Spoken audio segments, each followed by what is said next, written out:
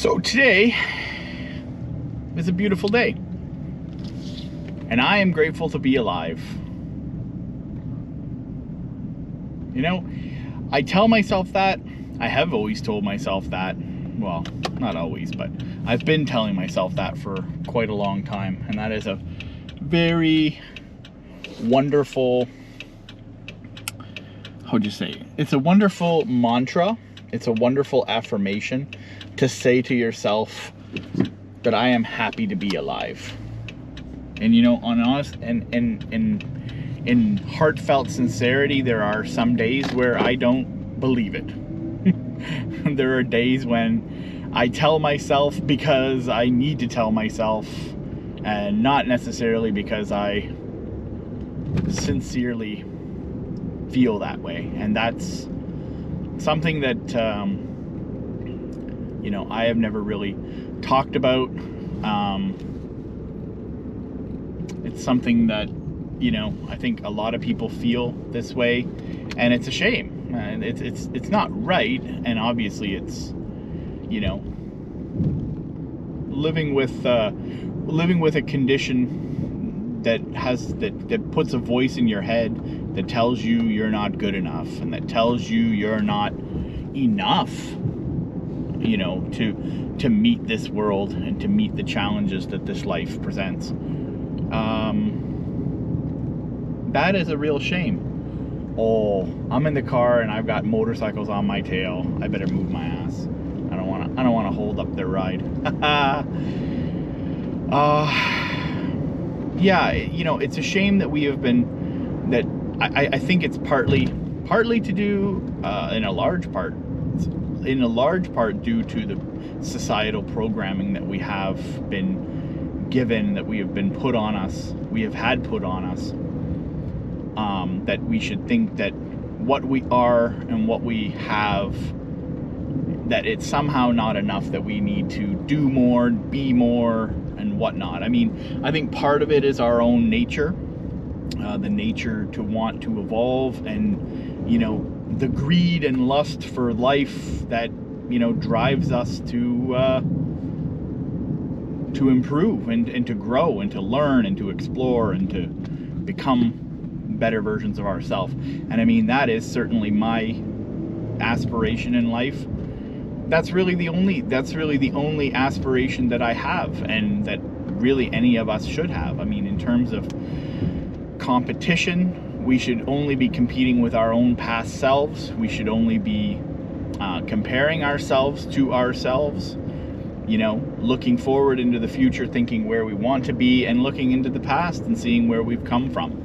And that's really the only accurate metric that we should measure our lives by. We should never compare ourselves with others, because we're all here on a unique journey, and we all have our own path to walk. And I think it's important to remember that. If you are better off than you once were, then you are winning. If you are not as well off as another person, you don't know what advantages they've had, you don't know what challenges they have had. So to compare apples to oranges, man, they couldn't wait to get rid of me. I don't blame them.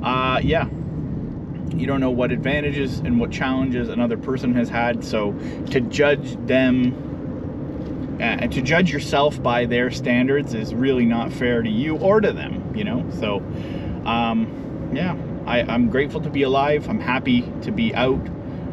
This quarantine situation with COVID really kicked my ass. It's you know, as it has everybody's. It's definitely given us all, I'll speak for myself. I can't make sweeping pontifications, but you know, it's definitely given pause and given a thought to what is, you know, what is life about, and what is life worth, and what is our freedom worth, and what is our, you know, ability to do what we want when we want. It's definitely something that it has a whole other level of meaning and value now, having sort of had that having had that taken away from us is, you know, it definitely makes routine stuff like going to visit your friend at the clothing store where you're going to make your t-shirts for your new brand. It makes things like that, which objectively, I gotta admit, is a pretty cool thing to do, and I'm very excited to be doing it. But now, especially since I've been more or less like in like a lockdown situation for the better part of a year. It's been over a year in total, but I mean, obviously the lockdowns haven't been exactly the entire time. But in any case, I'm very glad to be alive. I'm very glad to be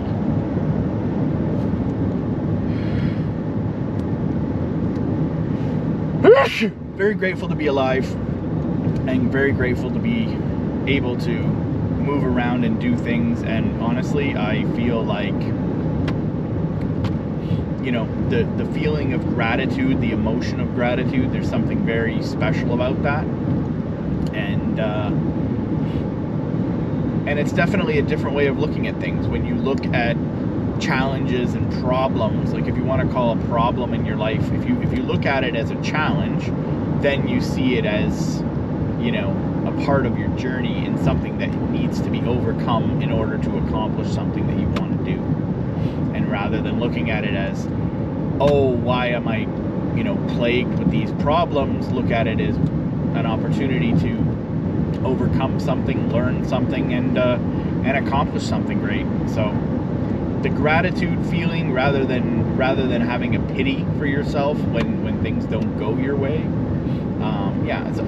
This is easy to say. It's one of those things that's easy to say and not necessarily that easily accomplished in practice. But when you can think to yourself that I am grateful, and be grateful for your life and the things that you do have, rather than wanting for the things that you don't have, I think the entire perspective of life changes. The entire picture becomes clearer, and you know, obviously fixating on the negatives is going to make mountains out of those problems when they are not necessarily mountains. So if you try to look at the greater picture and realize that there's a lot of good that can come from challenging situations, then I think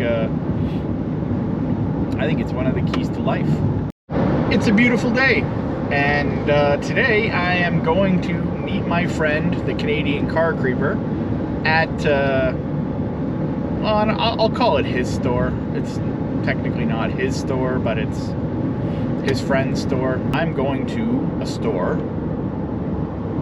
to finalize the designs on my my first round of Metal Horror Motorcycles shirts, and I am really looking forward to seeing that come to fruition, because I started this brand. I conceptualized this idea about, must be 3 or 4 years ago now. It's been a while that it's been sort of gestating, and I've been sitting on it, not because I didn't value the idea, but I think I was at a stage in my life where I didn't value my ideas.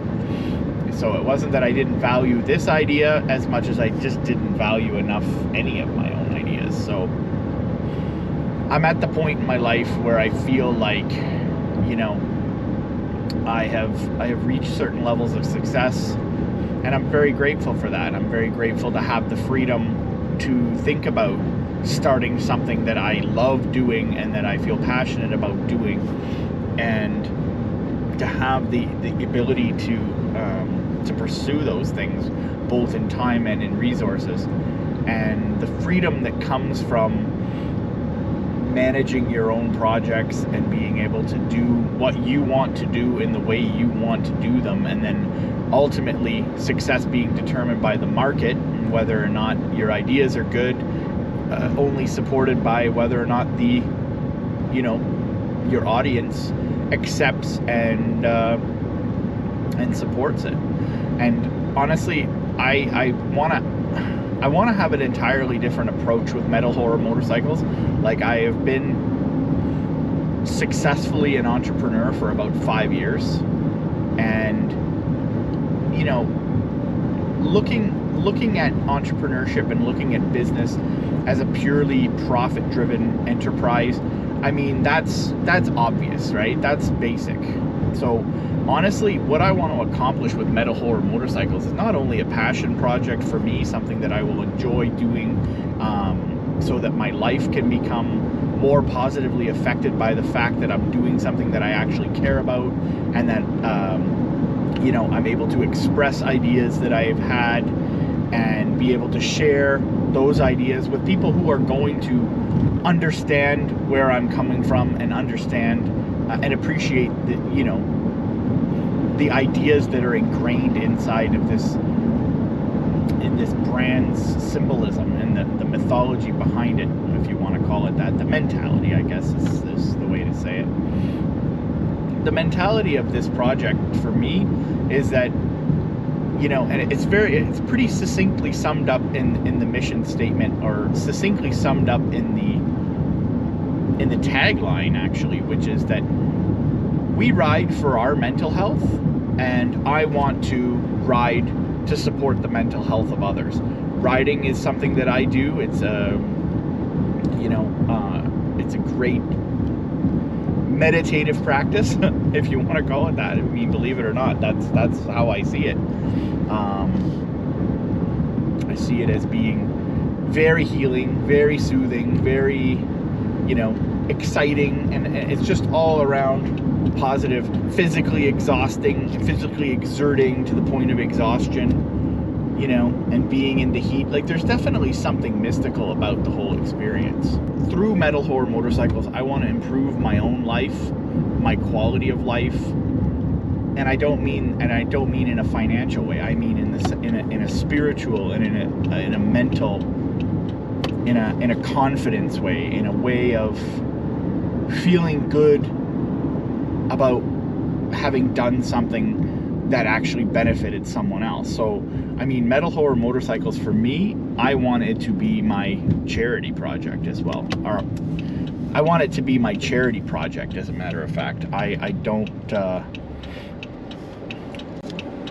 want the idea to stand on its own. I want it to become a rallying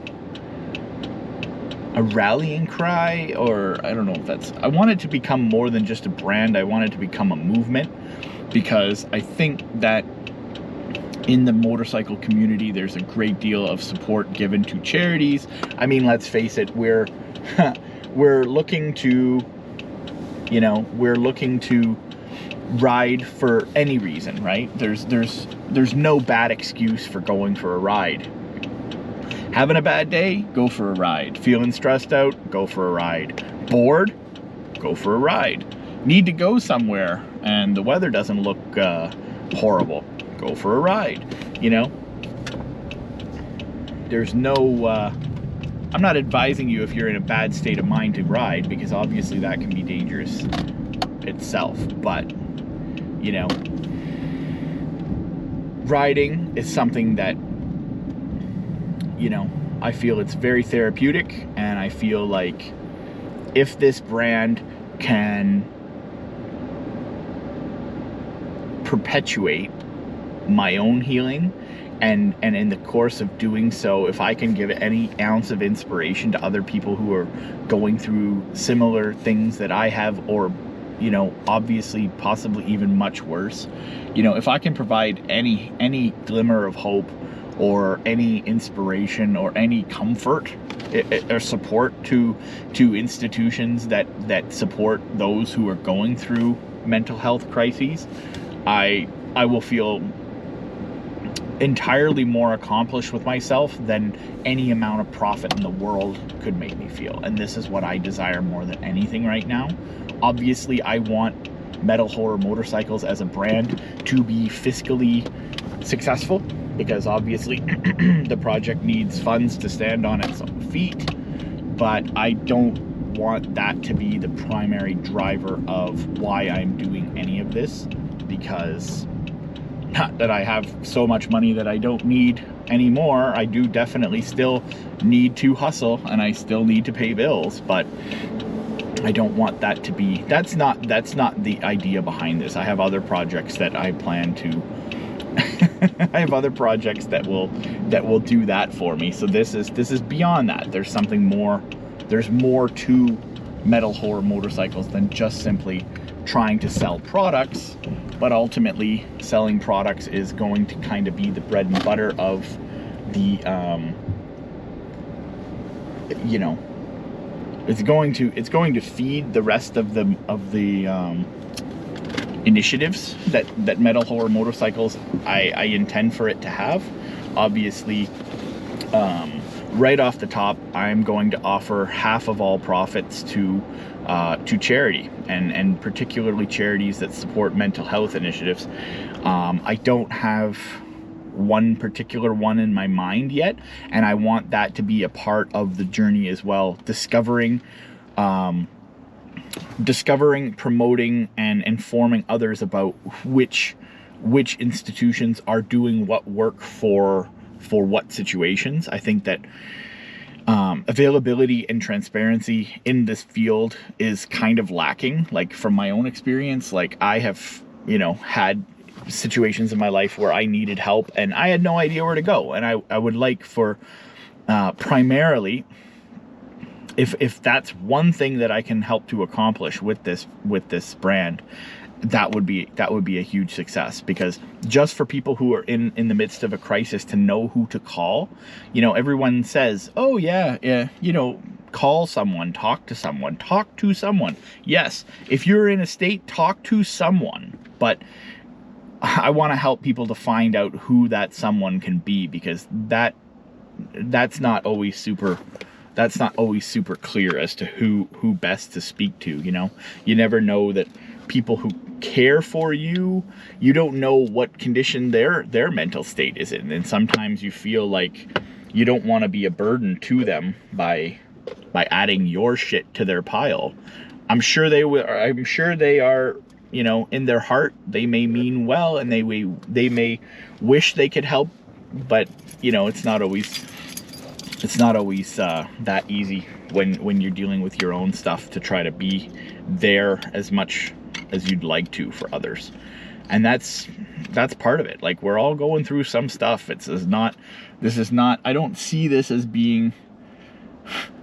mental illness as being so much an illness as it is just almost like a human condition at this point. Like, I don't see there being ill to call something an illness is to it's to imply that it's something unusual, and that's like illness or disease. It is an unease, of course, but again, the connotation is that it's somehow out of the ordinary, and I'm beginning to feel like the mental illness, what we have in the past called mental illness, is not really outside of the normal at all. I think it's something that it's a human condition that needs to be, it needs to be overcome, and I think we can. I think we are getting there. I think we're moving forward in a lot of great ways, but we still have a long way to go, and that's life. Life is about overcoming those obstacles and becoming more than we once were. So that's true as individuals, and that's true on a societal level. So if I can help to, nudge things in a positive direction, even a smidge, even a tiny nudge, I will feel very accomplished, and that's what I'm hoping to do.